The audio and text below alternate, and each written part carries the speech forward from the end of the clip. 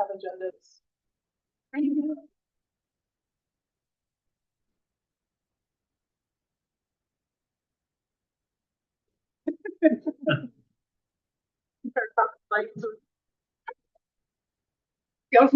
She's like 10. Settling in so you can read. Well, welcome everybody. We just go around and Just everyone introduce themselves so that people online know who's here. what I do. Which was It was like, this is the camera. Fun. okay. So welcome everybody. We're excited to have our first meeting here at the ECC. We'll just have everybody go around and introduce themselves. Oh, what here? Oh, yeah, you was It's the car accident. I'm sorry. Yes. Yeah. Okay, go ahead, Amanda. You can go first. My name is Amanda Alfara. I work with the City of Tampa's Economic Opportunity Department. And I'm Nicole Doobie, co-chair. I own Doobie's Farm and Market and founder of Access to Fresh. I'm Monica Petrella. I'm the Homegrown coordinator. I'm Nathan Gula. I'm the director of volunteer services over at Metropolitan Ministries. I also run a Gula Gardens, which I install. Hi, I'm Kitty Wallace. I'm with the Coalition of Community Gardens. I'm Elizabeth Roman. I'm with Tampa YMCA, one of the co-chairs here for the Economic Development Working Group. The new member introduction, well, he already introduced himself. And then I guess we'll go into reviewing the article from May. I don't know if we want to ask Nathan, like, why are you saying this? Why are you going to join? Yeah. Two online? Two online. Yeah. Get that first out.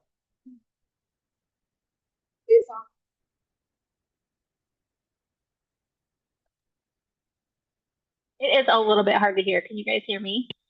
Yeah. Okay, good. Hi, everybody. I'm Jenna Kazmarski. I am a consultant registered dietitian, and I'm with the nonprofit Locally Grown as well.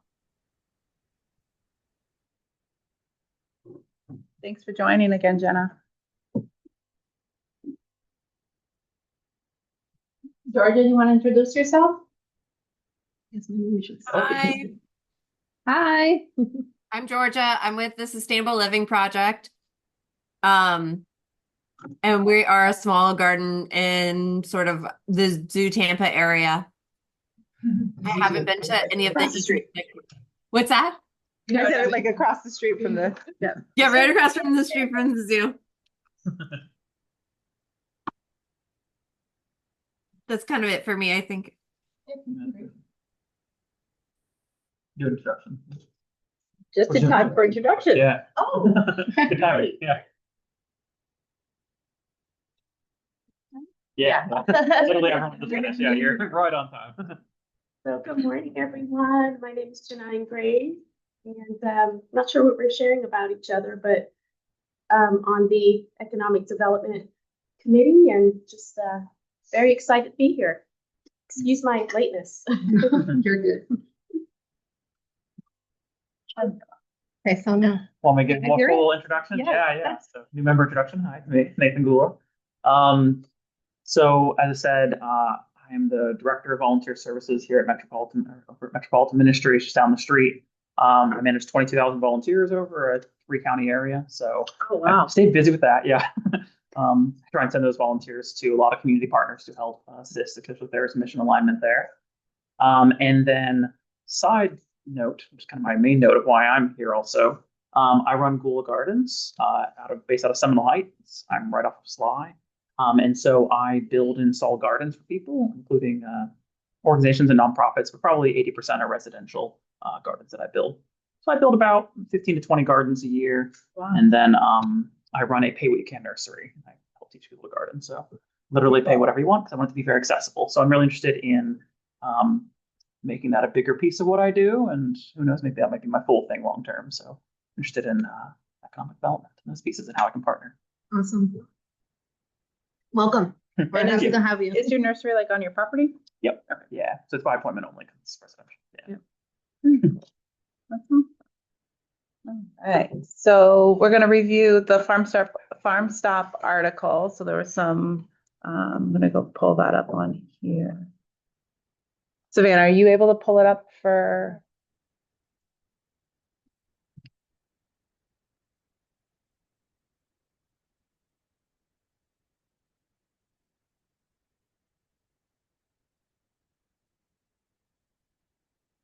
Hi, folks. This was the article we talked about last time, and you were supposed to read it before this meeting. Yeah. Not right.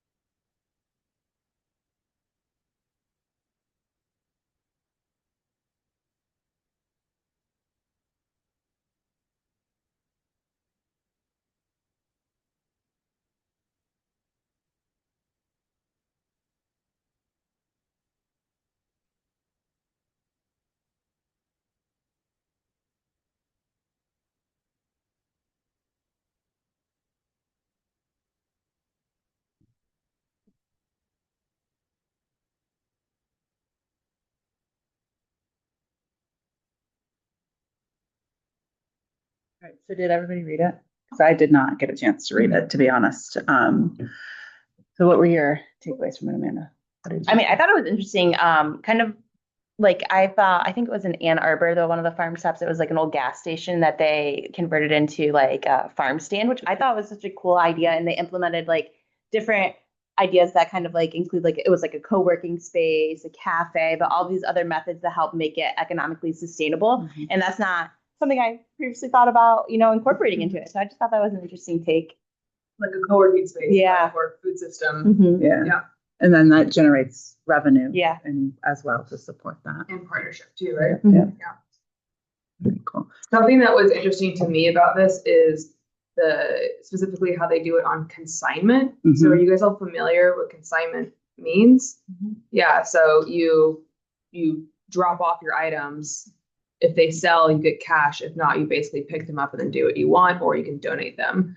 So that's an interesting because we all know that cash is so limited. So if a grocery store has to buy outright without knowing that they can sell, that might deter them. And so the consignment strategy just takes a little bit of that risk away, where it's basically like, you can drop it off. If we sell it, awesome. But if not, then the store doesn't necessarily lose anything. They're not the ones left holding the bag. So I think considering that like consignment strategy might be a good strategy to start getting like hyper local food in, because it just, I think, mitigates the risk a little bit. And we had talked about that. Yeah, last I was week. saying, Okay. from the city we went in, we canvassed neighborhood corner stores in East Tampa and Sulphur Springs, and the main feedback of why they don't want to include fresh produce or more fresh produce in their store was like, Yeah. is the city going to buy that back from us if Yeah. we don't sell it? So that is their limitation to moving forward. So I agree. I think that's a good And I would say that's one of the biggest losses that we have is that we buy it, right? So, and then we take all the risk. And then if we don't have the sales that we think we're going to have, or, people aren't buying collard greens and we take that risk, we end up either having to donate it or just try to figure it, like mark it down, take a loss. And that actually hyper local food is where we take the most of our losses, right? Everybody's buying the things that they're used to seeing, but to get people interested in those unique items is tough sometimes, and it does require a lot of engagement, right? A lot of conversation around that. So that we do take most of our loss there. So I think that is kind of a nice balance or benefit, and it is kind of an industry standard when you think of vendors and higher level corporations. So they have what's called scan-based trading. So we'll use Pokemon cards for an example. Is if they don't sell through the register, that company doesn't get paid. So say someone comes in and steals a bunch, that they're not getting paid for that, and then the organization's not taking a loss. So it is kind of an industry practice in higher volume retail as well. When you say it is an industry practice, what's the it? Scan-based trading. So Scan-based So essentially, Big that's the words. term that we used, is when it scans out of the register or it's tracked that it's sold, that's how the vendor gets paid. I didn't realize that like at Target that's how I didn't realize that. Yep. Remember the example you had shared about the watermelons? That's what I was saying. Tell you about a couple of meetings back that they don't get paid for the watermelon until somebody buys it. Yeah. So they'll also do like pallets and cases, and it's mainly with like your big vendors too, like your Pepperidge Farms, anybody who is like an independent type of vendor, which I think that that is what this is as well. It's like they're independent vendors bringing their goods in.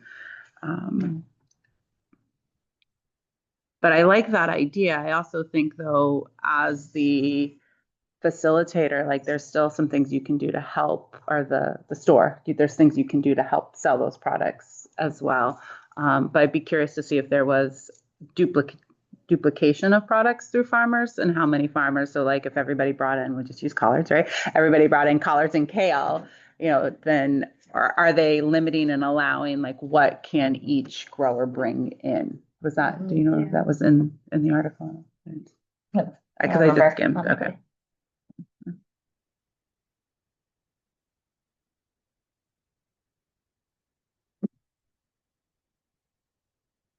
So I'm just trying to think through local grower bringing their 6 peppers, to the market to sell.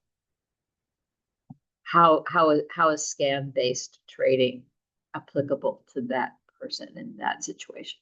Because this is new information. Yeah. So the way the article is saying is like that consignment space. So you're getting the space, and then you're putting your peppers in the store. Okay. So if your peppers sell, then I give you a check or cash. Right. If they don't sell, you come back and you take them back. So Okay. you still own your product until it sells, versus the typical way that so we still scan-based. It's just a different still name a of consignment. Correct.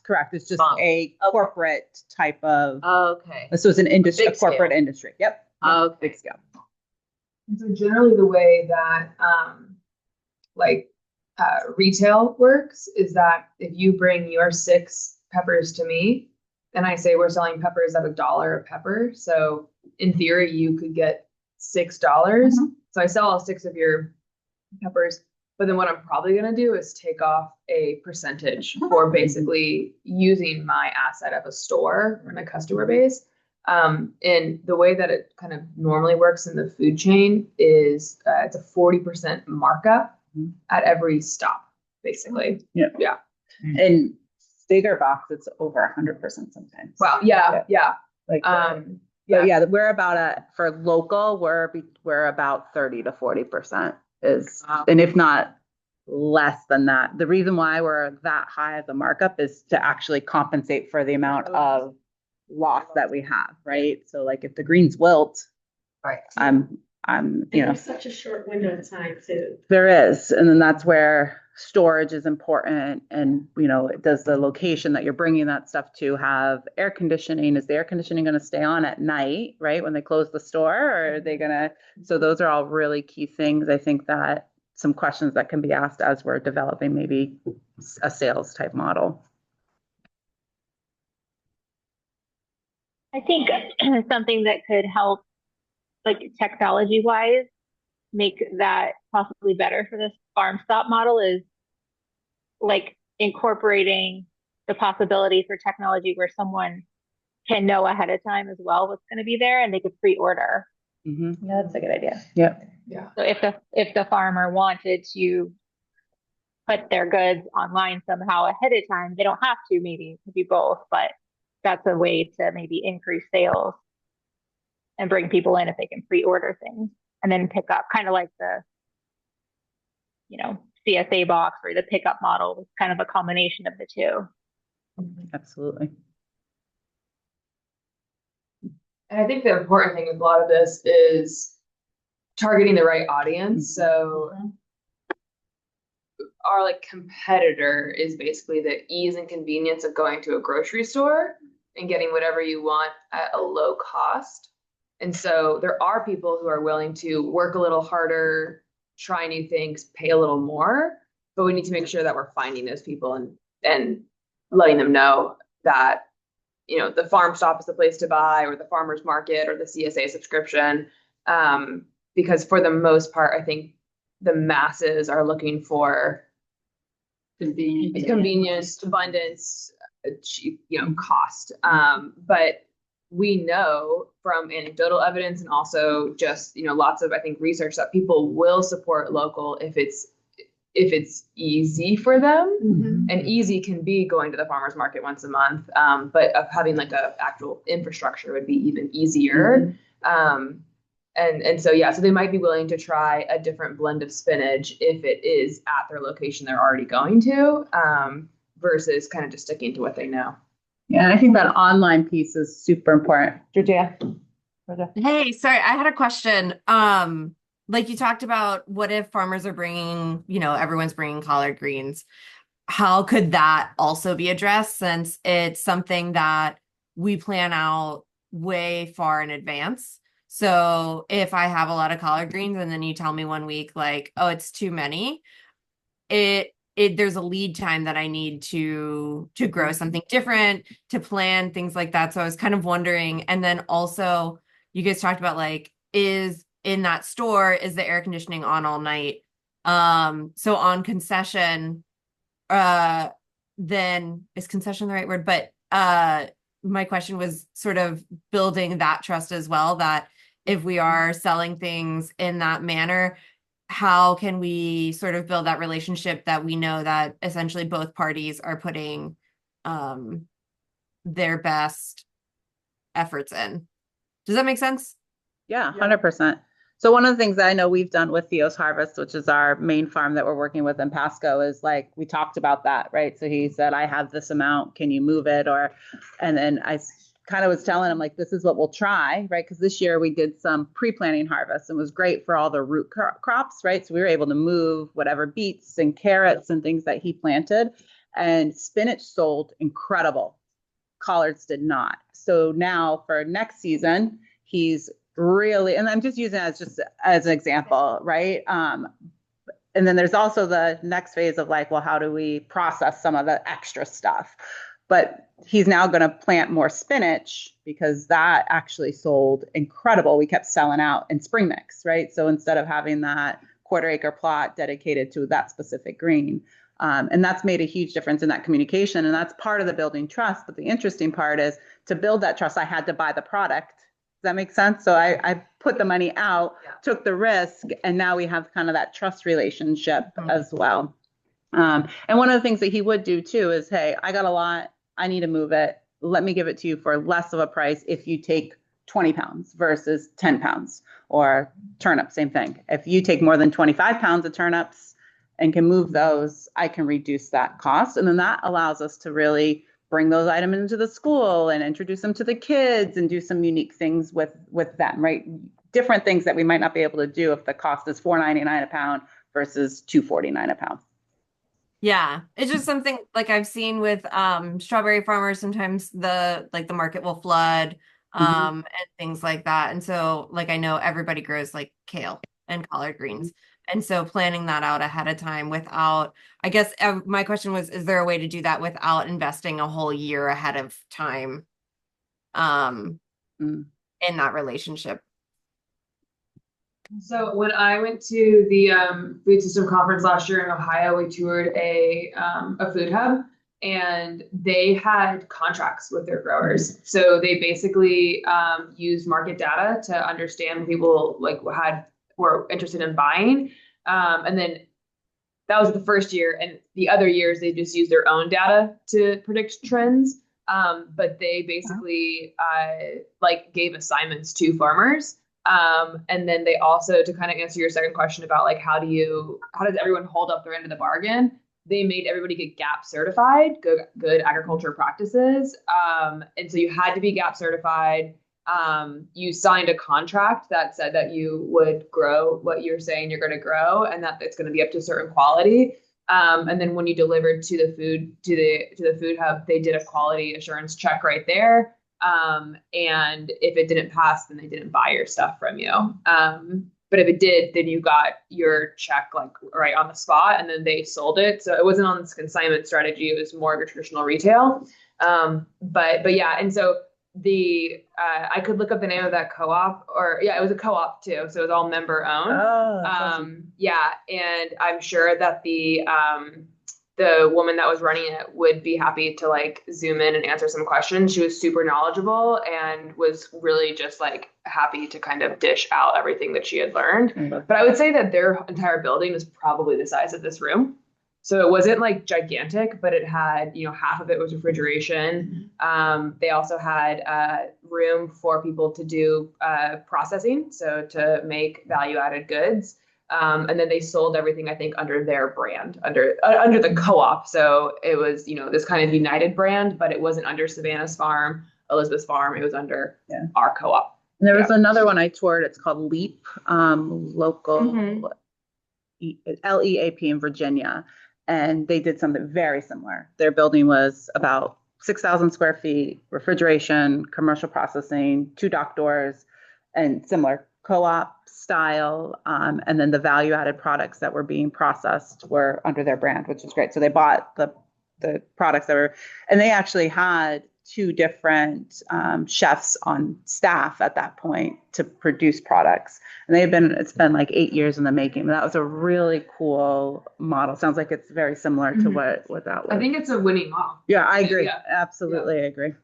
And I think that the extra, I like that winning model, but the extra kind of is like that cafe and co-working space. It's like start as basic as you can, but are there ways to add in those revenue generating pieces? Like people are coming in and spending $6 on a natural tea, $7, like. And maybe they want a sandwich. And then maybe they want a sandwich, right? And then maybe you can sample something and they're like, oh, I've never had that. And now they're buying. And so. Where is this in Virginia? I'll look it up. The city? Yep. I'm on their email list as well. They do Roanoke. It's in Roanoke. Yeah. Roanoke.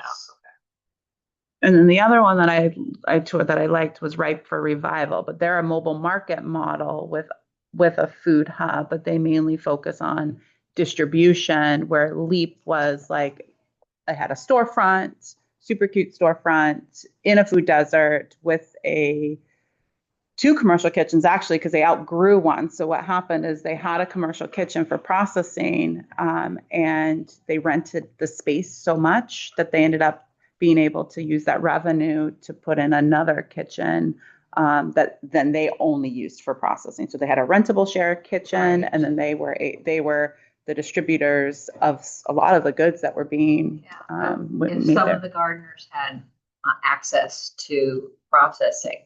Mm-hmm. It would enhance their ability to provide fresh produce.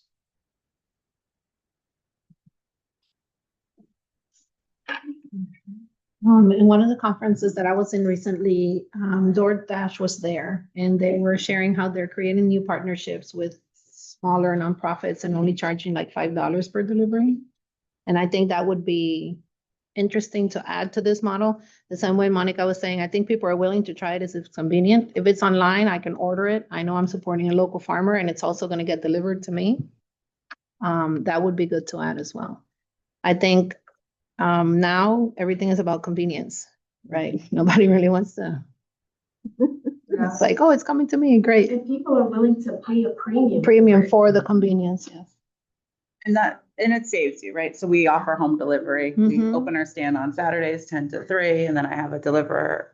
And I don't use DoorDash or Instacart or that program because I don't know if within that, but they mark up the prices, right? So it is a break even for us after we do payroll and cost of, all of that. However, sometimes it does become profitable and does save us, meaning like if it's a rainy day on a Saturday, people aren't coming out, they know they can order online. And sometimes we do more on that online platform. And we're just using Square right now. We had tried to use Barn to Door, but platform really wasn't as stable. So just use Square as for the ease, but we're looking for alternatives at this point. So do you guys do delivery as well through the Square app? Yeah, within 10 miles of where we're located. It's kind of to test it out, and that I think that is an absolute maybe need once a week, if especially in the area that you're in. So as we're thinking of grants, that might be one of the ways to help support a coalition or whatever that looks like is how do we build that out from a CSA model? And then the other thing is those refrigerated lockers. So I was talking to Theo's Harvest, and he was like, if we could get, refrigerated lockers at a hospital where twice a week, we could drop off CSA boxes just in the refrigerator locker. Someone comes, they put in their code, and then they can go. It's like that would expand our CSA significantly. So I don't know if we think that would be. I think that sounds like a great thing to review in our goals for our mini grants, possibly. Yeah, it is an expensive startup. It's $100,000 for $80,000. But That's what it is too. the sponsor, but a lot of times they're sponsored. So Good Roots Northwest is the organization I've been following with that. Stacy Crench is her name. But Tampa Bay has a USDA grant that they're using right now to launch lockers in Sulphur Springs at United Way. But that's gonna, and they want to duplicate it, but they need some more funding to duplicate it in like another part of town. But they're just starting to build them out. So that's awesome. No proof of like, the impact or anything yet, but they're working on it. Removes barriers to access. Because it's a code, we just go. Yeah. And they've had them at like bus station, like a bus stop, and then they're not. The question was like, are they getting broken into and all of that? They're not. They're monitored. So they have part of when you put them in, there's a monitoring system that is just Wi-Fi enabled. There's companies all across the country that will come and service the locker if they go down. But it is a pretty innovative approach, and most times they're just sponsored by an organization. That's how she's been successful with it. But similar, started kind of with her market food hub, and then added some of these lockers into the community after. I do think we should probably move on because we're already 11:38. Awesome. So that was a great conversation. All right. So next, so we have the Future of Food Think Tank. That's going to be a Zoom meeting, right? The USF one. Everybody, did I skip something? No. I'm sorry, review mini grant. I didn't get here anything for anyone, but if you have any last minute comments about the application that we went over last meeting, now's your time to tell me. Yeah, I was just kind of thinking that maybe add something that like so we can kind of understand what the impact of their project can be like. Okay. Sorry. I know. It wasn't on the one you guys looked at. Yeah. We actually did. Okay, cool. Yeah, that was my only feedback. Thank you. That's good. Yeah, it was more kind of Okay, cool. Awesome. All right. So you did the local food economy meeting, right? Yeah, So you just wanted to go over what we did. Yeah. So we kind of got together with some City of Tampa representatives and then City of St. Pete and Hillsborough County for the USF think tank. They asked because they have their 3 working groups as well, and they are all trying to learn a little bit about how like land code, development code process works for all of these different entities. So we brought some experts on from all the different municipalities around here, the ones that were interested, and to just kind of have like an open forum so people could ask questions and they could kind of just explain what projects each of those municipalities are working on in the food system. I thought it was informative for sure to learn about, even like from the city's end, because I don't work in that realm. I learned a lot about how the city's process works, but I thought it was beneficial. And I think the food think tank is interested in having like a broader conversation at the next reconvening, either the summer or the one in the fall, where they're going to have like a panel of those individuals, so all the other working groups can kind of ask questions about that and such. So I was so sad to me that I missed it. I heard it was very informative. Yeah. Everybody had opportunities to just ask questions, and the conversation flowed with the questions that it went. So I got some really good feedback about it, but I was sad to miss it. Yeah, I don't know if they're going to push out any additional information about it, but I think that like from the city's perspective, like we don't really have any ordinances or any policies geared towards urban agriculture. So it's like it leaves everything up in the air. So I think that's kind of like an action item for the city, is to try to come up with some sort of ordinance that kind of dictates like how the process should go for food development and food processing and such. So because a lot of like St. Pete and Pasco County, they all do have ordinances and stuff that can help gear their policies a little bit more. So interesting. Have you heard any buzz about them? No, but we did give our presentation to our administrator about our projects that we want to push forward for the city. So we're waiting for feedback from the mayor and city council because they're kind of working through the budget for the next year to kind of see what they can allocate towards the food system. And so hopefully the first budget meetings start later this month. They go on until September. So we're thinking maybe like October, we'll kind of have a better idea of what they're willing to contribute. Nice. Yes. And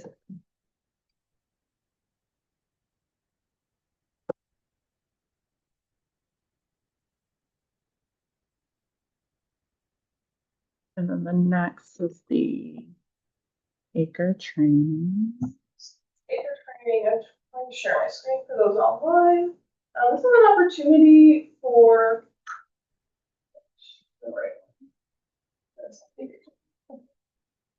This is an opportunity for you guys if you're interested in becoming an acre facilitator. It is a online course that is self-paced, and it provides.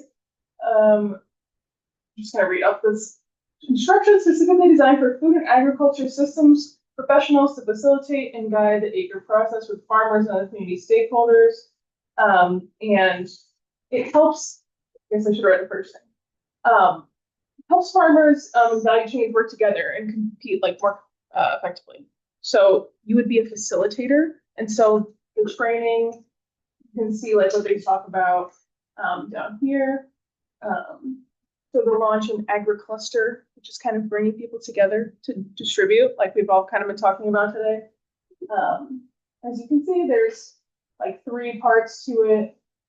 I don't think we need to watch the video, but it could be valuable, and it is a training that we could do as a group, or if a couple people want to do it, we're kind of pushing it across the working groups. So maybe we could all do it together, do check-ins at the same time. This would be a great like continuing education opportunity. And once you have this certification, you become a certified trainer. And if you want to do that as like on a consulting basis, that's something they like have a whole page for. It's through like the North American Food Systems Network. And they have like a whole page of people. So you can say, look, there's no one in Tampa that does this facilitator training. And then you can facilitate these agri-clusters, as they said here. I think at least Monica and I are probably going to do it. So Did it say how long, like how many hours the course will take? I think it says, someone I said last year too, I was like, I think it says on here how many hours. Definitely sounds very interesting. If I had to guess, I would say 10 to 15. Okay. And it's self-paced within a certain amount of time. So if we were to get like a critical mass of people in Homegrown Hillsborough, we would try to do similar to what the coalition does with their cohorts, which is you have X amount of time to do the module by yourself, and then we'd get together either virtually or in person to discuss and kind of keep us accountable for it. If we don't get that critical mass and a few people just kind of want to do it individually, then it would be on your own, however slow or fast you want to do it. And so I think Savannah and I have talked about like if there's not other interest with other people in the network, then we'll probably do it, and we'll probably still have little meetings to hold ourselves accountable, just because I think we all know that Things could get lost. Things get lost if you don't have a due date. So it talks about if you get 6 or more people, a group discount. So I would say that is kind of our goal right now, is to get 6 people. We're prioritizing the working group leaders. But if we, after each of these meetings, if there's not that critical, if we don't get those 6, then we'll probably open it up to other Homegrown Hillsborough network members. And then if we still don't get those 6, then Savannah and I are just going to do it because we want to learn how to be better facilitators. But yeah, I think it sounds interesting. We've done a few we've worked with this group before, and they're not only really knowledgeable about food systems, but they also have lots of really good national connections. So I think it'd be valuable, but it would be probably, I would guess 10 to 15 hour commitment. We're going to reach out and kind of see if that's accurate or not. Because I also do think if we do get this critical mass, then they also will do some kind of like facilitation with us. Like they'll check in and kind of like the leaders of this. So yeah, we're just kind of trying to gauge. And how soon would you want to start? Like July? Good question. I was like, Jenna also said in the chat that she's interested. Okay, cool. I'm definitely interested in. Okay, cool. So I think that we're gonna get there. Yeah, that's great. That's great. Yeah. So we'll reach out to the leadership training people and let them know that we're kind of interested in what's the next step. We do have our food production working group meeting, which is not next week, but the following, I think. So not before then, but after that meeting, then and maybe we'll reach out to them and see if we want to organize, like, get their buy-in earlier. But I would say, maybe the soonest would be like mid-July. Perfect. Yeah. Yeah, for us, that's perfect because I ran into over committing, right? Because we have just the summer feeding projects. So mid-July is perfect for us to get started for that. I think that is incredible. I go back and look at, I see it's on the. There's a link. Agenda. The link in the agenda brings you right to everything. I just pulled it all up. It's really good. The link in the agenda, and then also it is on the working group co-chairs. I think that's only the co-chairs. I don't think. She's a co-chair. Oh, no, I'm a co-chair. You're not a co-chair? No. Oh yeah. Okay. Sorry. Okay. Yeah. Yeah. Okay, cool. Well, then we will make sure that it's on the agenda. Yeah. Thank you.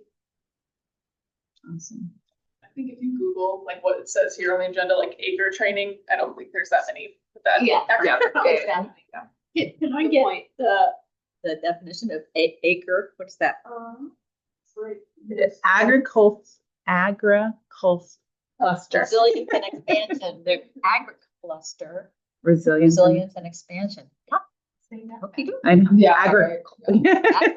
Your brain automatically goes to agriculture, right? So I do want to kind of put like a moratorium on acronyms, but I just don't think it's possible. But yeah, it's not just us. Everywhere. Every has acronyms out the wazoo. So you can see on their site they also have like the list of people who are trained and available for consulting. So you can look through here and see where people are. I mean, if you wanted your name on here, you could. And actually, Kira on here posted on the platform today. I met with her not so long ago. That's cool. It's cool to see familiar faces.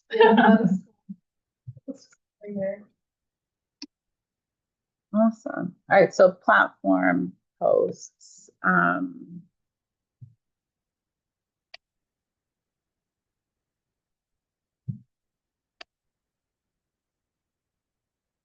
Savannah, in the notes, did you kind of jot down names of who's interested? Yes. Okay, thank you.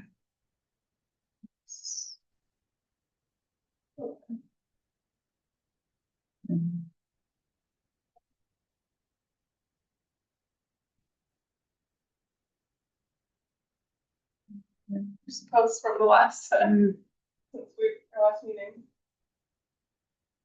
So I know one of them was the LAMP grant and LAMP. I know Project Feeding Ground and the Well are working together. We are approaching our county for potential match funds through some availability funds that they have, but they're so slow to respond. And the date is, the date is approaching quickly. So I think that was a gap. And then I had gone through. So I know for us, I think that it's hard as a small organization to apply. So that's where it's like those collaborative partnerships, right, to apply with. So I thought that was really interesting. And then we went through, Monica, I can share this. I have a document that kind of broke out all the different options within the LFPP and then the requirements. So I can share that. Did anybody else see the post any interesting posts that you want? So I do think that like the reality is that it's probably too late to apply for anything for this year, right. But I think that we should start really keeping our eye on these grants next year, assuming they come back, because they are very relevant to our work. Yep. And so June 27th is very soon, and they're pretty big applications. I applied for the Regional Food System Partnership, which laid the foundation for this, and it probably took me 80 hours to write it. Yeah, it's like 40 pages or something like that. Yeah, because the narrative is long. And then when I applied for it in 2021, every objective that you had to say who's doing the work, how they're going to get it done, how much it's going to cost, and possible like barriers to getting it done. So it takes a lot of work, a lot of planning. But to me, these are, if this next year, if we can kind of demonstrate with some of these mini grants, like proof of concept, this would be the next step to apply for bigger bucks, and kind of strengthening a lot of those. So this year, I think it's more of just a let's keep in our mind. I do think I know that the Well and Project Feeding Ground are applying for a regional food system partnership grant. I don't know exactly what they're applying for. And then Savannah, if you can click on that food hub that I linked, actually. Yeah. So if you go to the lamppost, yeah, click on, go up right there. Yeah.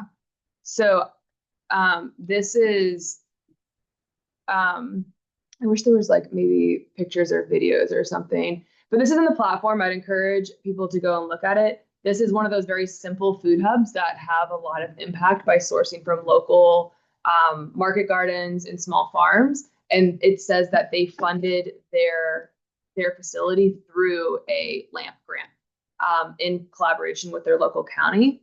So the county had an empty facility and they applied for the LAMP grant to basically put the refrigerators in it and to get it up to pace to actually work. And so now click on browse products and let's just kind of like give a glance at like what kind of products they're sourcing.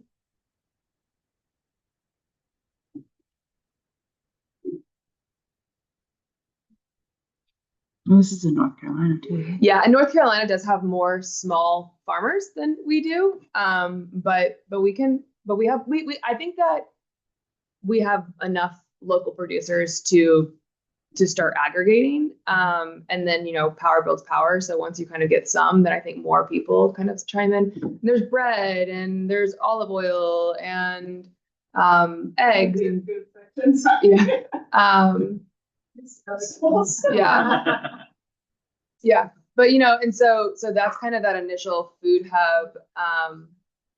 Yeah. And so the LAMP grant seems like a good goal for next year.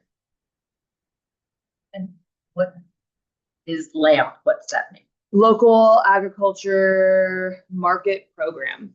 And so LAMP is like an umbrella. And in it, there is the Farmers Market Promotion Program.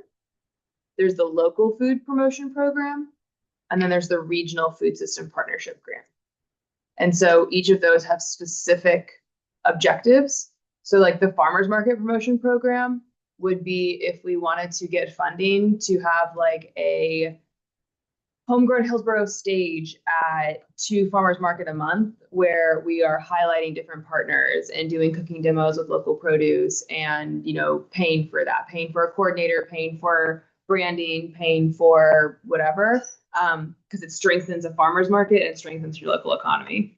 The Local Food Promotion Program is basically any activity to strengthen local food getting into different like retail outlets. And then the Food System Partnership Grant is more about like collaboration and team building that can then lead to more of this like infrastructure stuff. Yeah, but on the platform, there's links and you can, between now and let's say 6 months from now, we can get more familiar with them. So that way we can write more specific. And so Local Agriculture Market Platform, is that what the piece? Program. Yeah, Okay. and that's a USDA program. That's a USDA. Yep. I think we also had part of their funded and their match came from the city, I think it was. Yeah, that's the thing, is you have to have a match. You have to have usually a 25% match. So. Cool. Wow, they have a lot. Bless you. And then I'm looking, who do they use? Local Food Marketplace, I think, is who they're using for their tech on there. Okay. What was the other post on the only other post we didn't review was a job with that group, actually. Yes, okay.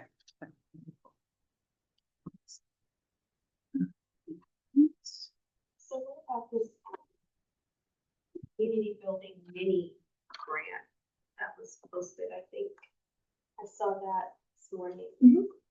Is that what we're talking about? No, Well, so yes and no. So that mini grant is Homegrown Hillsborough money.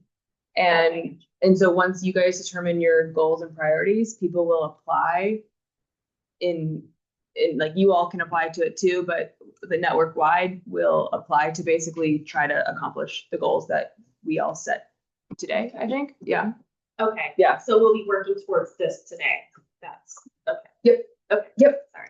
No, sorry. It's it can be a little confusing, especially because there's lots of grants out there. There's So a lot of grants. yeah. No, but these are our dollars. These are And so even though you're not a co-chair, you are on the working group. And so you will have decision making in how those funds are awarded. And just because you guys are on the board doesn't mean that you are not, you are still eligible to apply. Yeah. Awesome. All right.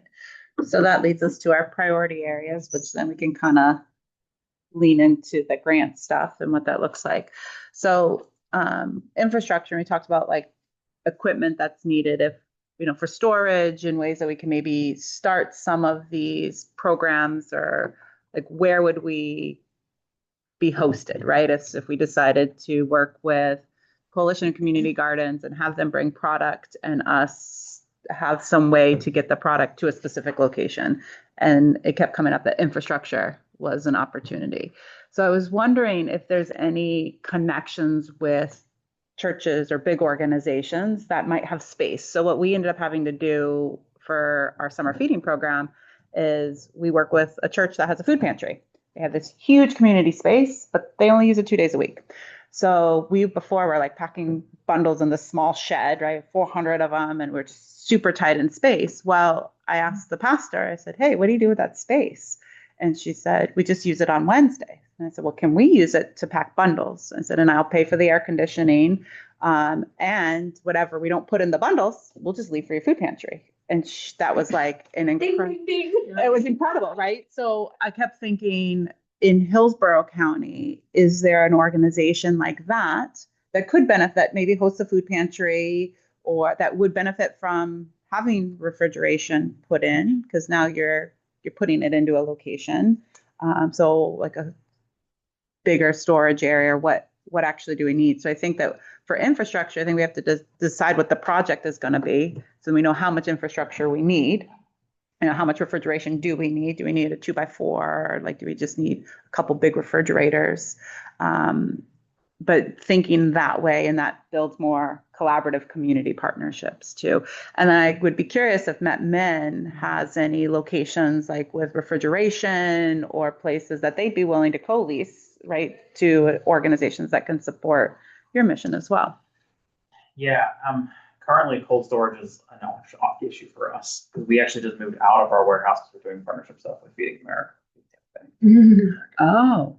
Yeah, so we have moved out of our warehouse on Adamo, and we're now at a much smaller warehouse temporarily. Because as they vacated their space and moved to their new location on Adamo, we are partially moving into their old location. So you're moving from. So what happened with your location that you were in? We were renting it, and we sold Got it. Yeah, and I've heard that quite a bit too. Renting versus. So when we're thinking of like these bigger projects and figuring out like renting versus purchasing an asset, there's been a lot of opportunities where rent goes way up, and then organizations are put all that time and energy and effort, and then they're having to move. Is that similar to what happened with you? I mean, it was $6,000-$7,000 a year. Okay. Wow. Yeah. Okay. Well, I just think from the city's perspective, the easiest way for them to help with infrastructure costs is if it's in a CRA area, which I would think like, so the East Tampa CRA, they are, the city's like in the process of like acquiring a whole city block, and they want to build out into, they want it to be like a cafe. They want it to be like like kind of like a miniature armature works, and also like business incubation type of thing there.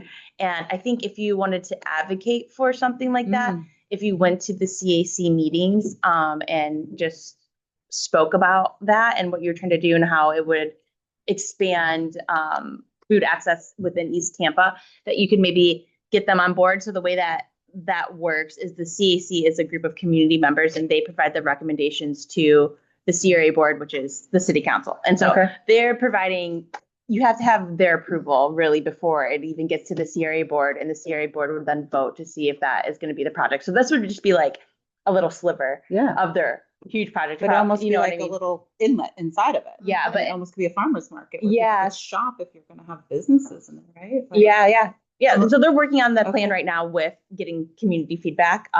This area about. Yeah, I can look up. Let me look up when the next one is, and I'll let you know. So. And so that's interesting. So that's almost like an advisory council to the city. Yes, it is. Mm-hmm. And it's people who live in the CRA or have businesses in the CRA, so so it's like they are the ones like impacting how their community looks then in the future. That's the goal of it. And so awesome. Yeah. Has anybody been to one of those meetings? Yeah, like these live in East Tampa, CRA there. I voted in that survey. Yeah. Awesome. Very cool. And then you guys went to some CRA meeting, maybe West Tampa CRA? Yeah. Recently, right, our West Tampa Grows Healthy community garden has been, looping around and letting everybody know. Yeah, there's multiple CRAs, there's 8, but the East Tampa one kind of is the one that has the most like city built infrastructure. Like West Tampa, they're working on like the alleyways, redoing a park and stuff there right now. Like downtown CRA, it's mostly like giving money to the development so that they can move forward. So, it's like East Tampa truly, I feel like, is the best bet to push forward something like that right now. Okay. Just because I don't know of any buildings that they're working on in West Tampa right now. So yeah, I'd be very interested in attending one of those meetings, and maybe one of the things that we can do is put together kind of what after we attend, right, and get kind of the lay. But what would that look like? Is it how big of a building are they talking about for this co-working space? I mean, all that's still being like hacked out, but it is going to be a multiple floor building. Like it is going to be a substantial, they're trying to get a whole city block. So it's going to be a substantial. Yeah. Okay.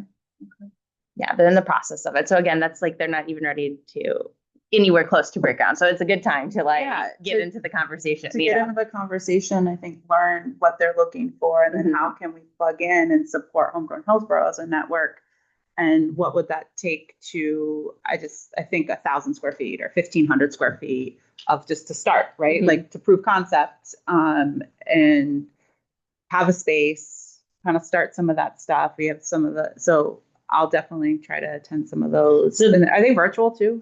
Or no, I think they're just in person. Yeah. At least there's not a link on their website for the virtual meeting if it is virtual. Yeah, they're at 6 p.m. It's at the city center at Hannah. Okay. And then the next one is August 5th. Okay. At 6 p.m. And then the one after that is September 2nd. There's none in July, so there's just one per month. One per month, yes. That is so. I think that's really cool that they have that too, right? To like that. Yeah. So what CRAs are, like, they freeze the tax base when they establish the CRA. So all the additional tax revenue goes into like a separate pot that's not in the city's budget. And all of that pot has to be used to reinvest in that boundary area. So they have money, have to use it. So go there and advocate for, For sure. Yeah. And if you can double snap dollars, right? If we can get a location where we're able to do that and then have community engagement, it kind of hits all the boxes, right? So engaging the community, economic development, because we could be creating some jobs within agriculture and service industry. And there are 5 community gardens, right, in East Tampa. And there's 5 community gardens. So I'm hearing a lot of really good momentum for the goals. We need to get very specific. So how do we want to distill all of this into specific goals? If you actually want to pull up that rubric I made, it's in the drive. So the food access group met on Tuesday, and we had a super successful meeting where we left with very specific goals. And I think that would be a really good goal for today. I mean, we had to set our goals today. That kind of, I was really about to say, all right, so we have to work on our goals now. So, but you just brainstormed a lot of really good ideas. And so what do we want to do? So while Savannah's pulling that up, I'll kind of clarify some of the mini grant stuff. So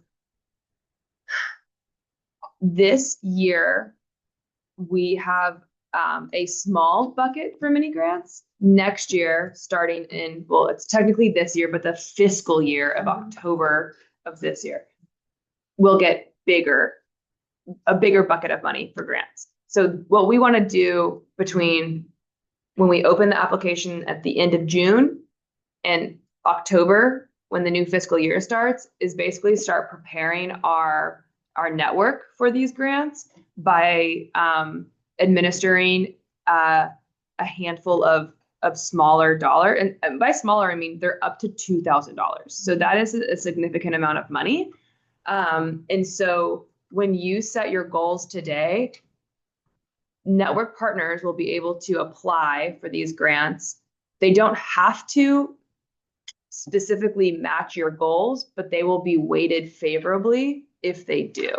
So Savannah's pulling it up now, and I don't know if you can really see, but the food access working group, their priorities are things like food literacy, strengthening partnerships, and advocacy, and they have some specific verbiage of what that means. And then their goals that they set yesterday, one of them is to identify a champion for the Healthy Neighborhood Store initiative, and to partner with community gardens or producers for affordable fresh food, and to conduct cooking classes. But even that, we specified that by October of 2026, the group wants to, in collaboration with partners, host 4 cooking classes at or within a half mile of an identified neighborhood store. The neighborhood store has to be in a low income, low access neighborhood within the city of Tampa. And then they want to identify 4 produce partners to supply local produce to that neighborhood store. So that is something that at the end of the year, by 2026, October 2026, we can get out a big marker and say, check, we did it. We had 4 of these events. We identified 4 partners, or no, we fell short. So that's how specific we need to get today. Okay. Yeah. So you had a lot of really good brainstorms. So do we want to identify churches? Do we want to install fridges? Do we want to, get money from the CRA, and we have to have numbers, and it has to be a SMART goal. So that conversation was really good. Let's distill it one step more. Yeah. You can also look at the goals you drafted last time. They're on your agenda as well. But these are not very specific. So we need to get it down a little more, like we just talked about. What's LILA? Oh, low income, low access. Yeah. And so it's basically the formal term for food desert. And it's kind of like, I think maybe the preferred, people don't love the name food desert. Yeah. And so they did October 2026 because that's the time frame of the other grant. That's when this group also is done. Got it. Okay, so that's the goal for the whole time that we're here. Okay. And you don't have to do it by October 2026. You can say by January we want to set these goals, but it has to be time bound by something. Okay. So for us in the working access, well, for them in the working access, in the food access working group, they just said by the end of the year or by the end of their term they want to accomplish this. But you all can set different time bound goals, but you want it to be reasonable, feasible, things like that. Okay. Yeah. So I definitely think one of the goals is to attend CRA meetings or CAC meeting, to have almost one person from our group attend. So these goals are what people are going to be applying for. So maybe you're, so if they attend the CAC meeting, that's a plus on the rubric. So like your organization, whoever's applying, which could be you guys as well, has to attend a CAC meeting and try to work like that. But the goal isn't for what like the working group members are going to do as a working group. Does that make sense? Yes. So that's a great goal for you guys. Yeah. But if somebody's applying for the grant, they're not going to say like, you guys attended the meeting. No. You can have them attend a meeting and tell them why to attend it. Or like, Because it would give them higher points in their application if they follow these guidelines that we're going to set forth. Okay. exactly. So if you want to say like, increase, like, I don't know. Maybe we could just make it like percentage increase of dollars spent on local products versus how are we gonna measure that? Like, Well, it would be who's- self-reported then, you know, so. like, they have to Oh, increase it. track dollar spend, That's good. right? Because we aren't tracking, Do not know. right? We don't know. So track dollar spent. And compile the list of the local growers. Mhm. Okay. Within the region, specific regions. How would you say that? So do you want the organizations to track their dollars spent on local food? Who's tracking what? I And think, how are we defining local? 'Cause I there's still think some the goal should be regulations. for them to increase it, and Right. that's like, they have to track it as part of Right. the way that they prove it, because Yeah. Yeah, Are they the goal is tracking that they're more local instead of buying it from other places, so. And we also have to define local, because everybody defines local. Yeah, that's true. That's good. Wait, so what are we defining as local? Is it just the state of Florida? Oh. I wouldn't know Is it what to Hil- get is it answer to that. Hillsborough? I would think you would want the surrounding counties, but I mean, Yeah. I feel like someone, maybe like you guys that are more in the food system could advise on if that's feasible. Or if it should be the state of Florida instead, you know? I wouldn't know. that would make it easier. Yeah. State of Florida, as far as then to have A variety of things. the variety of products. Yeah. But it doesn't have to be like they have to have all local or whatever. It could Right. just be you want to Like increase, 25%. right? Something like that, because our goal or our definition is like something about improving people's lives in Hillsborough County. So what if increased direct purchases, I'm just gonna talk this out, from Hillsborough County growers, so increase and track. And when I say direct purchases, that means like we're going to the community garden, the coalition, and we know exactly where that's coming from versus it being Florida grown and it being in a wholesaler, right? So CF Produce or whatever that is. That's what I mean by direct sourcing. And we can define that. And we can almost even say direct purchases from like homegrown Hillsborough growers, where we're really building that, because that would incorporate all the coalition of community gardens. 'Cause you guys are part of that. Farmers. And farmers, yeah. So increased dollars spent on purchases from Hillsborough County growers, direct purchases, is that separate than tracking dollar? So like increase direct purchases? But is tracking dollars detailed enough? It sounds like we're looking for SMART goals and I'm not. Yeah, sure. I think it has to be like a That's like, what, Like yeah. a percentage. Like increase local purchase by 10% every year, or like I mean, I just don't know what's a good number, because, how much. And I'm just wondering if anybody has a baseline. yeah. That's where the percentage is gonna be hard, is if they don't have a baseline. So that's why I was thinking tracking, like that could almost be a goal, is that we need a baseline of how much we're purchasing from. You're probably the But could it closest be- to purchasing food locally. I mean, because you're cooking stuff for 1,000 people every day. Yeah. Who are you purchasing your food from? I do not work on that team. I I'm pretty know sure you all don't. in large scale, like Yeah. Pittsburgh trucks. And Yeah. that, it's not local. Yeah. Is it rescued too? You guys do you do rescued, because you're Yeah, feeding stuff Tampa Bay? like St. Andrew and stuff. Tampa Bay, yeah. So some of the stuff that I receive is, and whenever they don't have local things, it gets supplemented.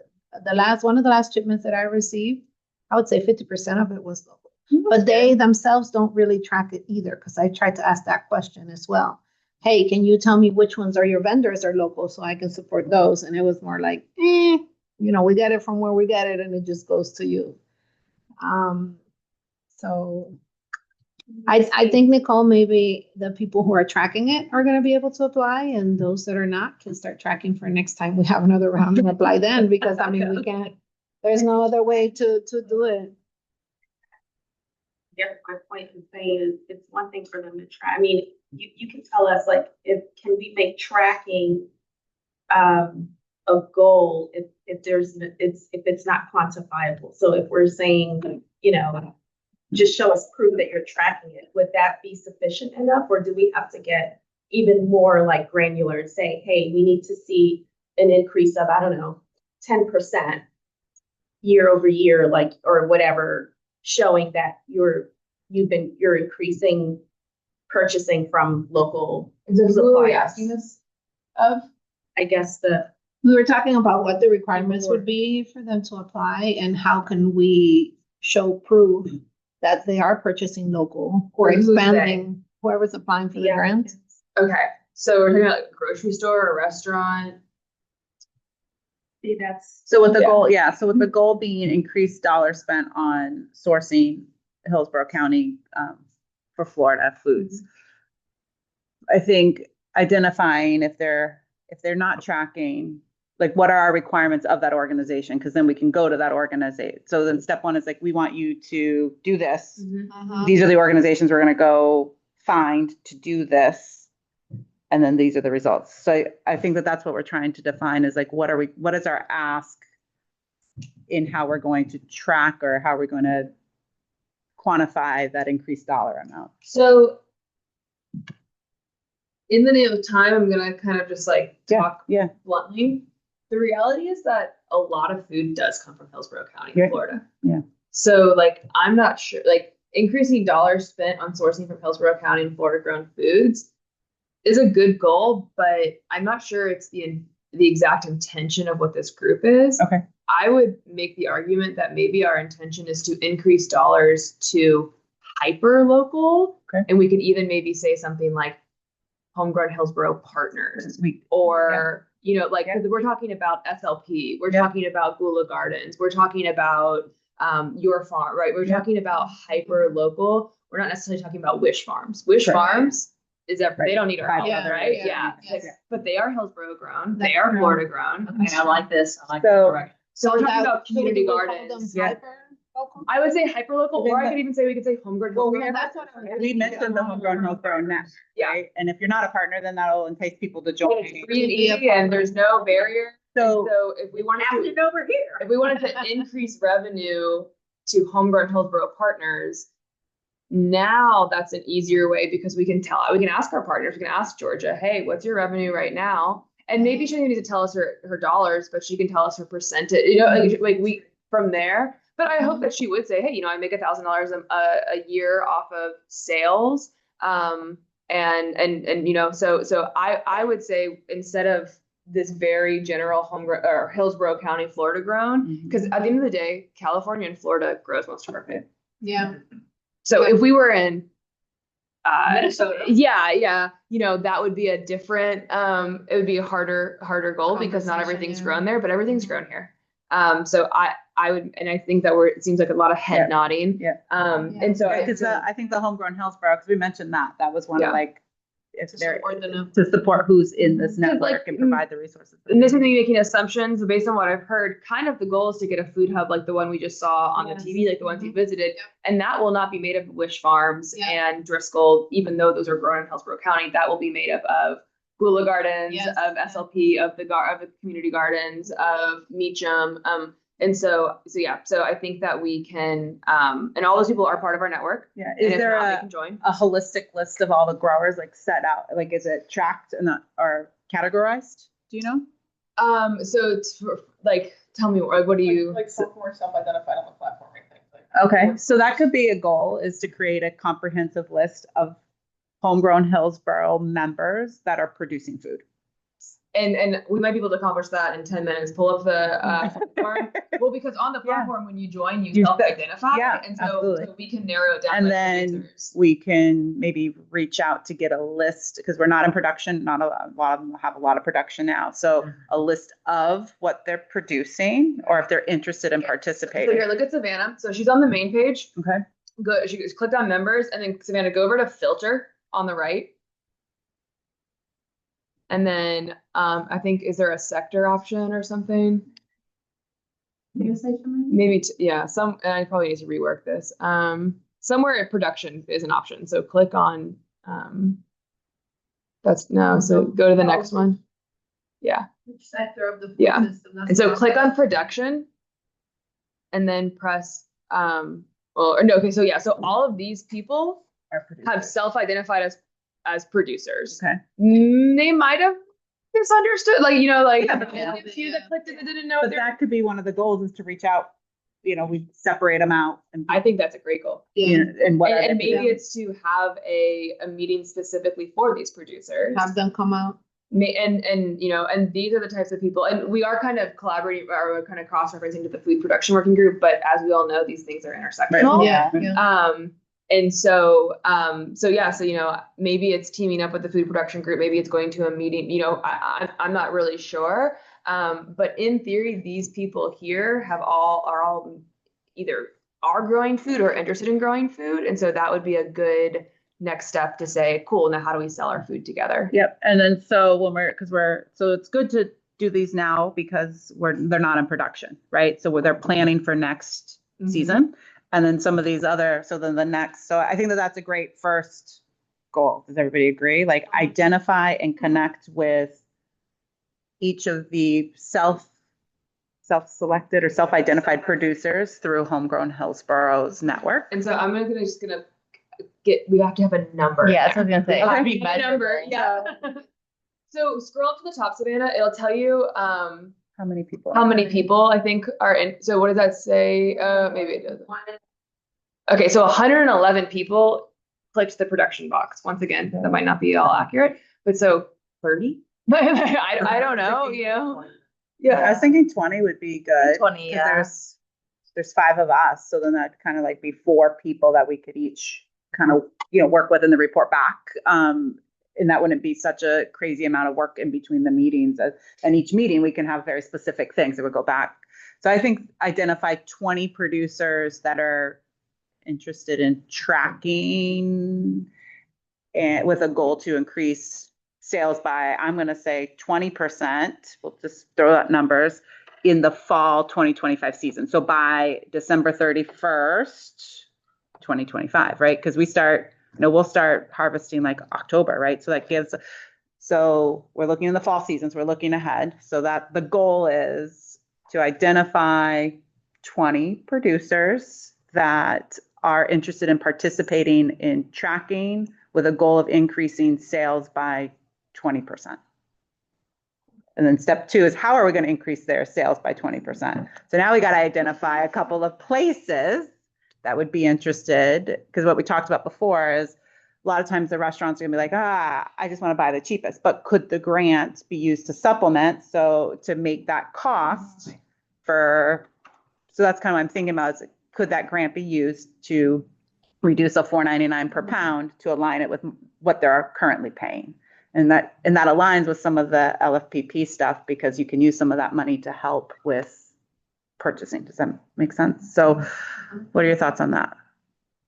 Yeah, I'm thinking identify local market options. Yeah. Either within the existing structure of the neighborhood store or adjoining the neighborhood store. A mobile market comes in, or a food truck that comes in as a vendor of vegetables, or I don't know, So just whatever. 20 growers, would you say 5 outlets?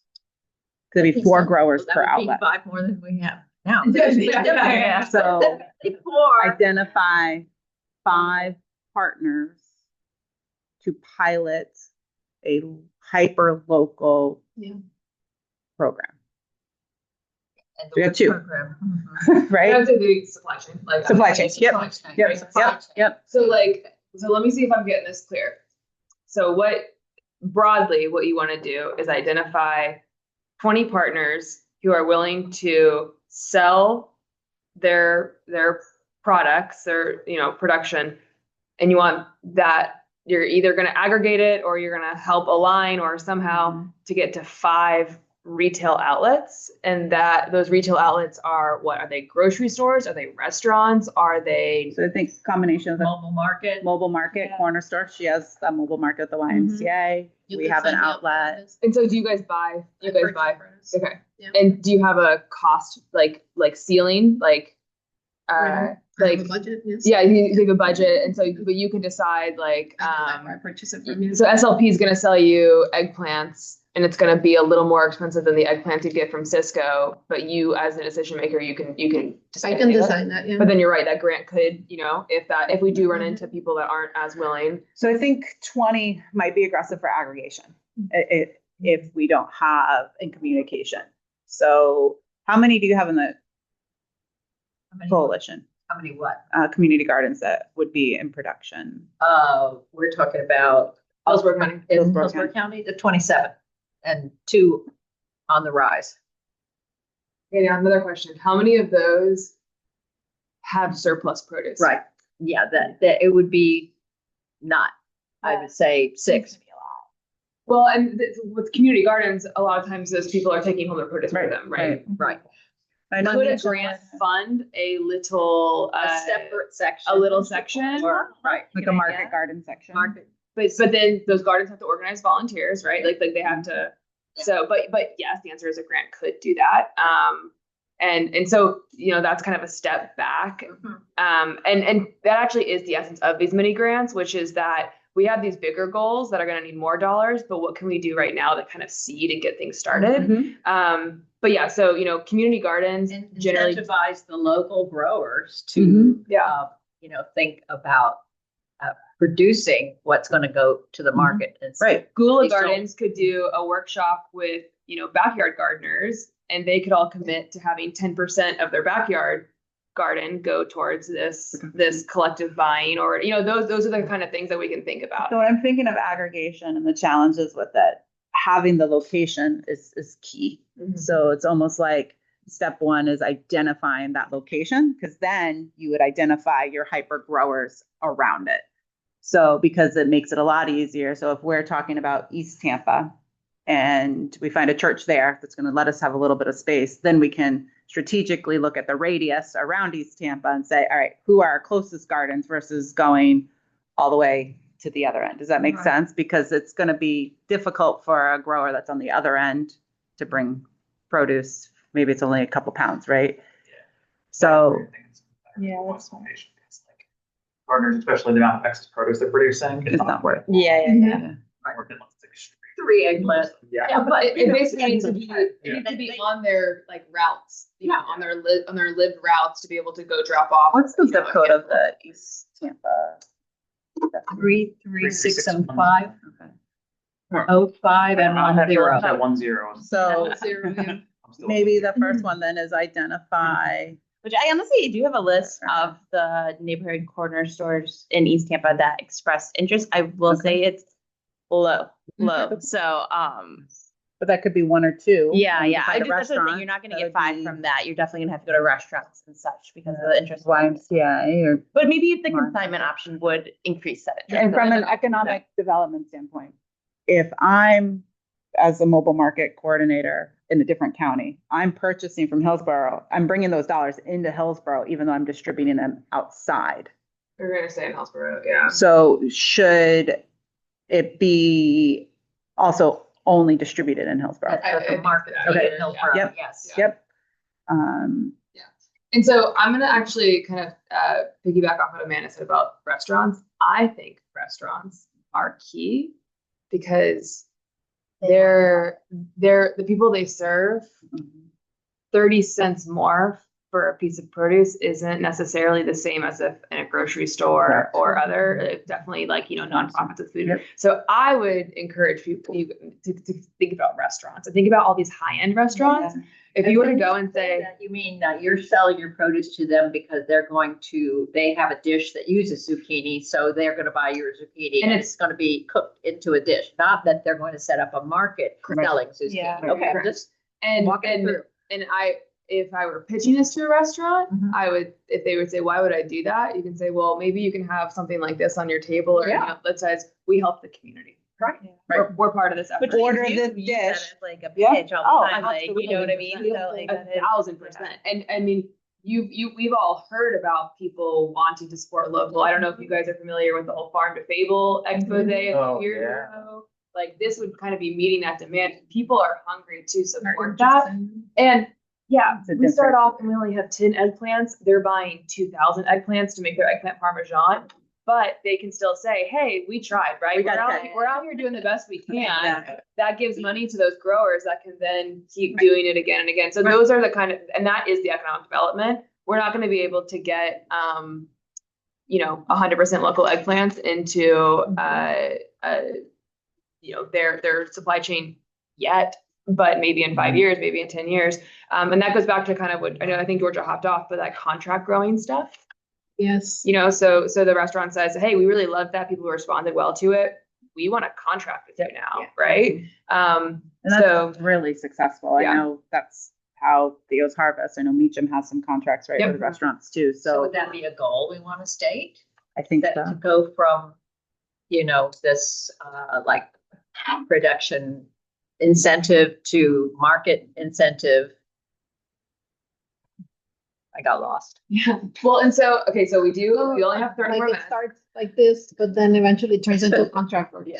Contract incentive. And maybe that is, the role that you all play now is just that first part. And maybe because like identifying the producers. Yeah. So I think we're on to a really good start with identifying 20 producers, identifying 5 outlets. To me, that's a really good goal. Realistic. That we can accomplish within this working group's term. And if we accomplish it faster, then we just make a new goal to do. But I don't want us to creep into building a food hub by next year, right? Yeah. And so we can also just connect the grower to the restaurant. So when we find those 20 growers, we can be just the direct connections. You don't need the aggregator or distributor. It's like, hey, here's the grower. Here's the restaurant. Yeah. I'll help. I'm the connector. I'm your facilitator. I'm your, and this is who's going to be growing your produce. And then kind of let them take that relationship from there with our consulting and advice, right? And then that would help with wherever if we identify wherever that farmer is, and then we'll find a restaurant nearby that they'd be willing to go and drop off to. I think that's huge. Making that connection could be really I hear what you're saying, Monica, about the restaurant and that part, but I'm interested in having people who live in low income, low access have access to fresh produce. So I'm interested in the market part too, as well. Okay. And I will say, me too. That might be a better fit for the food access group, though. Because the economic development is really about dollars. Okay. It's about dollars. Right, so yeah. I can Don't worry, I get off trying to work every time because I want to focus on people. Yeah. They're like businesses. Yeah. And I in my heart of hearts, I don't think local food should be for rich people, but rich people can afford local food. Yeah. And that's just the reality of it. How can we use that mechanism to then also make a more equitable food system? Which is the food access group, that's what they're trying to work on, right? Is developing these interventions that can make it more equitable. So yeah, but I agree. I agree. I hear you. Yeah. Okay, so what I have written down is identify and connect with 20 homegrown Hillsborough partners that produce food and are interested in participating in tracking and increasing sales by 20%. So 20%. And then identify 5 local retail outlets to pilot a hyper-local supply chain. Retail/restaurants. Because we might still be able to do some of that within the low income, low access areas, depending on where the farms are and the interest, which we have that list. Well, and like a retail could be a farmer's market. Yeah, which I know Rude Awakening Farm is partnering up with Charlie. So they're applying for cool. a grant to kind of move forward with that in Sulphur Springs, which that would be, they would obviously be willing to collaborate and get There's a company called Rude Awakening. What is this? They're it's a farm. Yeah. She's Rude. Yeah. Why do I feel like Rude too? But she's new to the area. She's from North Carolina, but she's trying to open up a farm here. But she gears towards more of like helping people who are in recovery. Like learn farming skills as like a coping mechanism. Oh, that's great. So, yeah, developed really cool. And she actually is part of the network. Amanda is her name. But she, it's not like a secret. I think she's having a baby in a few weeks. Yeah. So, yeah. At this point, it's not secret at all. But she's. I think that when she's on the other side of motherhood, she is going to get really involved with the network as well. but yeah, so they're up to some really good work. So I think that's a great retail option. I mean, so if we're talking about East Tampa, are we talking about East Tampa? No, I think all low income, low access areas Okay. it should be. Okay. Okay. And so the East Tampa thing is kind of on the back burner for when we do have more infrastructure asks. So once we demonstrate proof of concept with this, and then now we need like a facility. Is that where? Okay. Okay. Yeah, Okay, and like for for we just lose No. East Tampa entirely? No. We're expanding beyond. East Tampa and others. Yes. Okay. Yes. So in order to, so we'll still explore that, right? And start learning and the groundwork of getting in with the CAC and. Yeah, and they know about the fresh food initiatives that we've been trying to push forward in the food hub and all of that. And they're even open, the director said that he was open to if, because there's only so much land, you can buy for something like that. And so it's easier for the city to buy land in this area because they have that pot of money. So we're like, maybe if it doesn't, the hub is in Silver Springs, the city could buy land in East Tampa. So I definitely think there is a relationship that can be built with the East Tampa CAC and the CRA board and such. So it sounds like kind of for this, based on those goals, this is really that kind of proof of concept. We're going to get some growers. And then what is left to be discovered is like, okay, well now how is this food going from a farm to a restaurant? And whether that is these mini grants might, hopefully will help with that. So I don't know if it's buying igloo coolers, or what. And you can't buy a truck for $2,000, but you can buy. So we retrofit a truck with a cooling, option or something. Listen, you got $2,000. If you want to figure out how to do that, more power to you. Like a refrigerator and a freezer, some ice packs. You're out. What do you guys? And incentivizing, and some of the grants could possibly use for maybe that like first purchase. Like, you know what, we'll provide you the first batch of eggplant for free for you to try it, or marketing materials, or what that looks like. And then I guess so I think that those are two really good goals and it's just a connecting goal, right? Yeah. And so I agree it would help move forward with like the getting county and city and local funding to help move forward with the food hub too. So then you show up and you go, listen, we know we have proof of concept. Yeah. Right. We did it with this few dollars if we could amplify this. So will you repeat the goals to us? Identify and connect with 20 Hillsborough partners that produce food that are interested in participating in tracking and increasing sales by 20%. And the second one is identify 5 local retail outlets / restaurants to pilot a hyper local supply chain. Cool. by Do we want to do that? November 2025, like, so we could start the pilot. I don't know. I think it should be longer just because you never know what type of hiccups are gonna come in the way. So maybe we do the winter growing. That would be, and that's when our population's higher. Restaurants are busier. So what do you think? I think we just keep it till October 2026, like the other one. And like Martha said, we can make a new goal if we meet that. If we do it in January, then all right, peaceful, right? Yeah. And maybe we do one, and then add in the second. So perfect. I did see on the other one, you guys showed like a rubric there for the judge. And that's going to be the same rubric that we'll have for all mini grants. Okay. Yeah. And so that one, just because Food Access finalized their goals yesterday, I went ahead and drafted that up. Okay.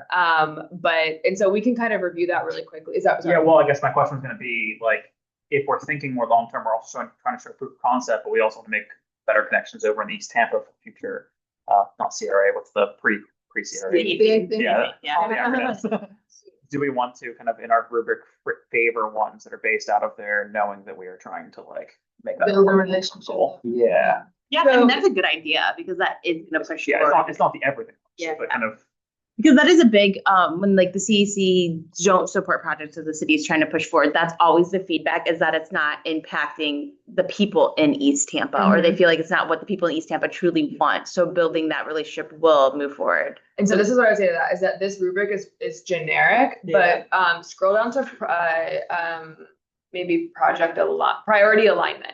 Okay. So you can determine your priorities, and one of your priorities can be to build a relationship with the East Tampa CRA. And then therefore that will be something you consider. But this rubric is the same for all 3 working groups.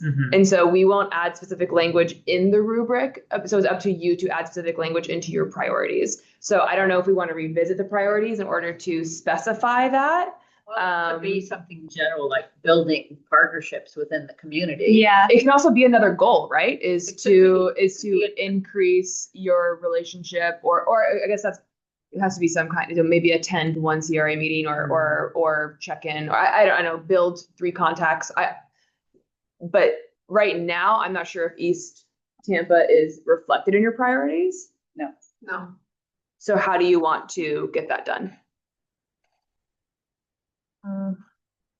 Maybe for the number of growers that we are gonna identify, have a percentage of those growers be from East Tampa. I just don't think you're gonna find a lot. I agree. So number 2, build partnerships with Hillsborough County organizations, both public and private.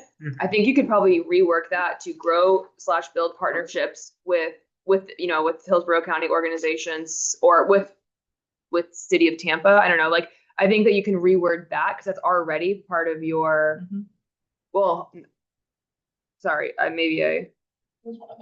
yeah. Okay, so let's go back to that rubric real quick if it's still open, sorry. Okay. So the way that I kind of scroll all the way up to the top, so it lists the priorities, which are kind of big broad strokes. So somebody who's applying for the food access working group, they might not apply for the specific goal of the healthy neighborhood store, but they might apply for something that is related to food literacy. And so they are like, in that priority alignment, that will be kind of how the working group says 0, 1, 2, 3. The closer you can get to the specific goal, I think the higher your scoring is, just because that's what we're trying to give that big check to.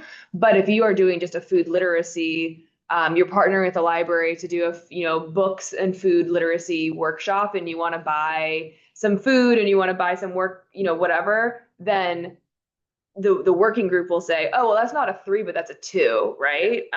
And so your priorities, you can include that somehow in here, or you can have a specific goal, which will get people to get a little closer to it. Does that make sense? I don't know. Okay. Yeah. Okay. Because depending on who it's applied, like if there were not so many that applied it, at least these people want to do food literacy. Oh, and there were Get out there. Exactly. So where do you want to have your East Tampa reflected, basically, in your priorities, or do you want to have a specific goal? And a goal has to have a number in it. So how do we get to just East Tampa? Yeah, I think it should be beyond East Tampa. Okay. I just think that the infrastructure part could focus on East Tampa when we get there. And so maybe I want to say East Tampa, I mean a CRA, right? Because that was like the intent Well, I of think my yours. question is just that, yes, I think we should go beyond just East Tampa, but if we want to show a proof of concept, I think it's important to show it directly in that community as well. So if there's a way we can I prioritize was what we're thinking talking about. an easier way to do it, maybe like the dollar. So you want to have the 5 retailer restaurants, maybe making a certain number of those that gets the local food to be in East Tampa. Yeah. Because that would mean then 5%. the residents are buying the local food actually and getting better access to food then. So 1 would be 20% out of the 5. Yeah. So Yeah, I mean, I don't. Would be local to East Tampa, or one restaurant will be purchasing from East Tampa? Not purchasing from East Tampa, because I think that's going to be, yeah. So you're saying that of the 5 retail outlets, one of them being within East Tampa, and purchasing local food, which would be from Hillsborough. That's just okay. Yeah. I think that. I think that's reasonable. Yeah, I don't know. So here, zoom in a little bit. Can you do that? Sorry. Yeah, there's no point. These I eyes. learned this time laptop. I just didn't figure this out. Okay, so identify and connect 20 homegrown Hillsborough partners that produce food and are interested in participating in tracking and increasing sales by 20%. Identify 5 local retail outlets or restaurants to pilot a hyper local supply chain, and then One person gives support with less being East Tampa. yes, right? Yeah. That sounds great. Cool. So do we want to talk about growing and building partnerships with like local government or something? You know what I'm saying? And I mean, that maybe is just a priority and not specifically a goal. I don't know. Should we say at least 1 from East Tampa? So people don't like, oh, we've got our East Tampa. Now we'll look over here, here, and here. But make it. Yeah, that's yeah. That makes all 5 of them could be there. Yeah, Yeah. that'd be great. Yeah, but so, all right. and so these are the goals for the people who are applying for the grant. Yeah. Not necessarily just Right. ours. But it would preclude that saying. It's scary. Yeah, whatever it's. Yeah. We do have a map that outlines that. So, yeah, we do. It's not just whatever experience. Yeah. Great idea. So then do you want to add in your priority areas, something about building partnerships? Or we don't, we're leaving that one. Say that again? Yeah, building partnerships. Building partnerships. I think that we're gonna do it for phase 2, but I think we should document it. Call it out in this part. Yeah, so build partnerships with what was the CAC? Well, I would just put local, Local community local. organizations. It doesn't have to be just the city. Yeah. Right. Yeah. Right. Yes. That's what I was gonna say. Yeah. I agree too.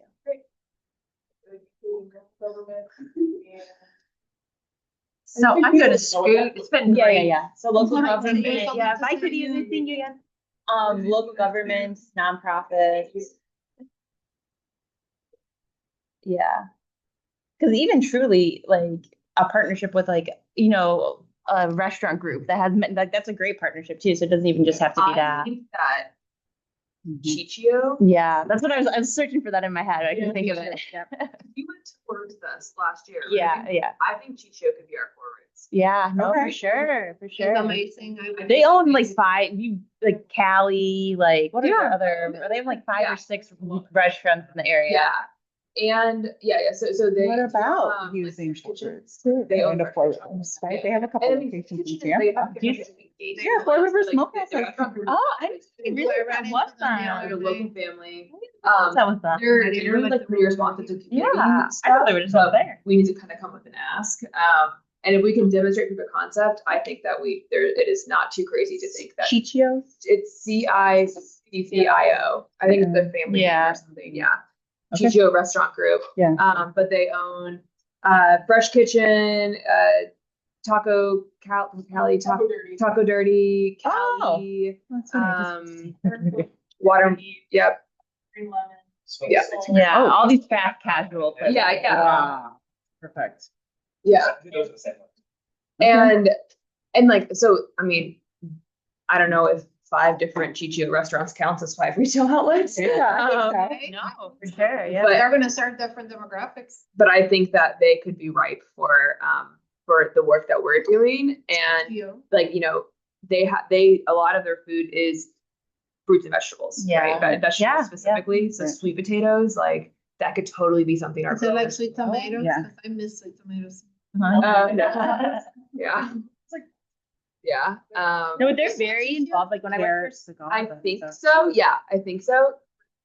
when I worked for Solid Waste, they were very involved in like sustainability efforts and would partner with our recycling team a lot. So I know that there's definitely they probably have interest Yeah. in that community Yeah, I like think- engagement yeah. and such. So But I will say, I think on my swim team, the mother-in-law, the owner, swims with me. oh So yeah. maybe I can warm her up.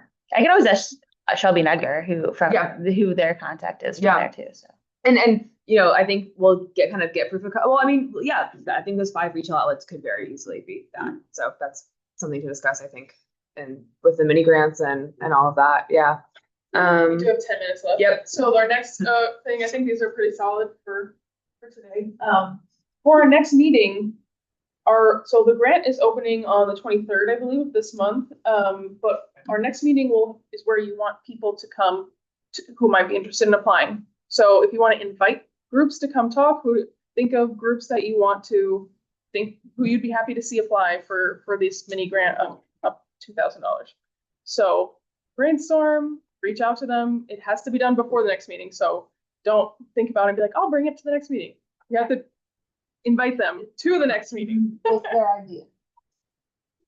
It would be good for that to happen. It's just a way for them to kind of workshop their ideas Yeah. and see if it's aligned with like because I mean, ultimately, you guys are going to be the decision makers. And once again, you guys can still apply as well. But those partnerships, and you can look at the rubric. Now we have these goals finalized. I'll create the rubric for the economic development. It's the same. It's just that it'll have those specific goals. And so like partnerships, that is if you have 0 partnerships, you are weighted less than if you have more partnerships. Right. So, those kind of things. But yeah, start thinking about like who the intended user would be, and let's bring them to the meeting. And that way we can, and the grant opens on the 1st, and it's no. It opens the 23rd, I think. Okay, yeah, opens on the 23rd, and it's due on August 1st. And then it'll be distributed September 1st, Yeah. and they have to spend it by October 1st. And once again, these are Yeah, like wow. relative. Yeah. It's just because of the fiscal year. We didn't like. I mean, our option was basically to like leave this money on the table or do it quickly, or like Yeah. let's do it quickly.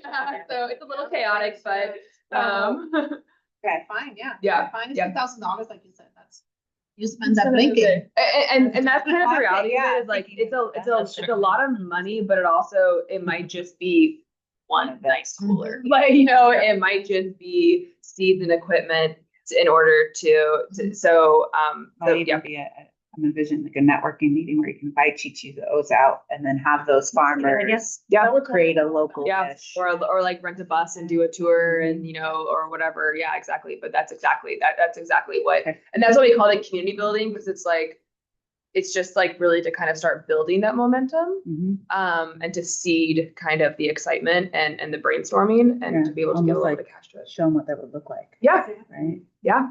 Because we do still have some production right now. So, okay. Yeah. Interesting. Cool. So Alright. you guys, if you don't be shy, if you got the email from Monica, you can forward them that one from like the MailChimp that says what the grant is, and then there's like a little graphic on there too that you can send them, and just invite them personally. You can reach out to people, call people, don't be shy. We also have the food access group wants to go to a local store. Well, it's store in St. Pete that is a produce store in like a low income, low access area. So we wanted to open that to you all as well. We'll probably do like a field trip style. Monica's gonna grab the bus from Extension. If that's something you guys want to do. They're looking to do it. Did we say like the last week of? Yeah, we're gonna finalize the date. The food access group, because they're kind of the priority. They're gonna reach out and find that date, and then we'll post it for others that are available and want to join. But basically, this woman over there has had a lot of success with getting. I don't think she gets local food, but fresh produce into a low income, low access neighborhood. So, yeah, we want to talk to her and see what it's like. Saving our seniors. Yeah. That's one. That'd be awesome. So if that's something you're interested in, look out for that. And then next meeting, before then, you should invite people to come to the meeting. Let us know. Please don't just, if they just show up like, I'd like to put them on the agenda. So tell your co-chairs, tell me. You can keep looking for continuing education opportunities. We still have that funding. I don't think anyone from this group has actually applied yet. So you have $3,000 and share this grant opportunity and application. Like I said, we're going to have a webinar on June 18th. We just haven't posted it quite yet. So that's in a week, I think. So next week, there will be a webinar about the grant, so we can invite people to that. Please hop on too. We'd love to have representation from you guys to talk about your goals and stuff as well. And then we need to do our meeting evaluation before we finish here. And a quick question about the continuing education grant. Is it, I know we submitted ahead of time, but then is it reimbursed after it's been completed, or is it?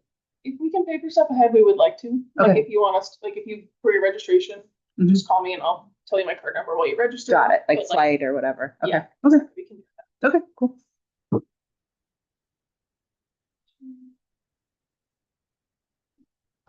And that can also be online trainings too. Yep, So yeah, it that doesn't could have be to necessarily online. be like a conference, but if you see like some kind of certification or training or something, then. All right. So if you guys remember, I just add a new person.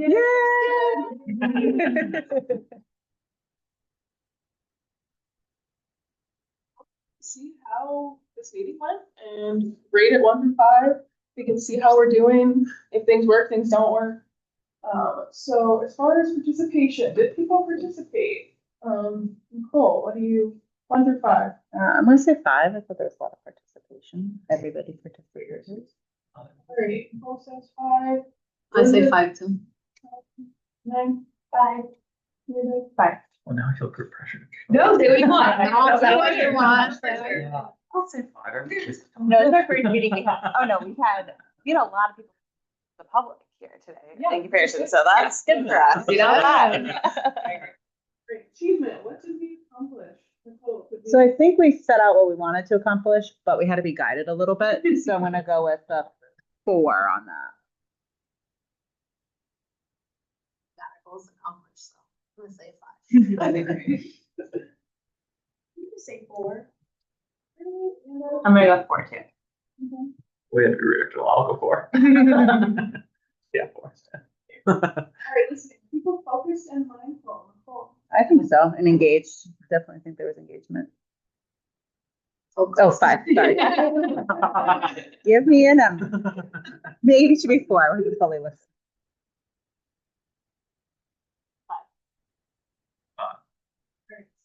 We stick to our agenda and use our time wisely.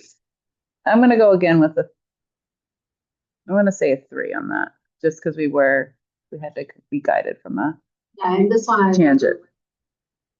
I'll go for the. I'm gonna go with a 3.